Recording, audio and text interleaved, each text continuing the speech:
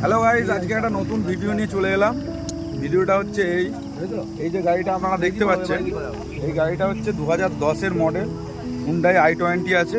আর 30 পর্যন্ত road tax সব কিছু ক্লিয়ার করা আছে। এই গাড়ির যে ওনার আছে, ওনার হচ্ছে বেচতে চাইছে।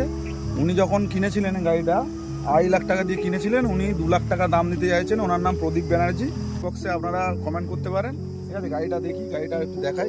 ক্যামেরাম্যানকে বলবো গাড়িটা দেখাতে। দেখুন গাড়ির কন্ডিশনটা,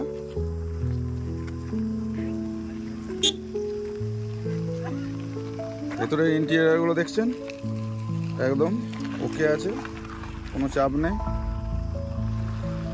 পেছনের সিটটা দেখুন, ওকে। পেছনের অ্যাঙ্গেল থেকে দেখাচ্ছি, হুন্ডাই i20 দেখতে পাচ্ছেন ব্যাজটা, ঠিক আছে?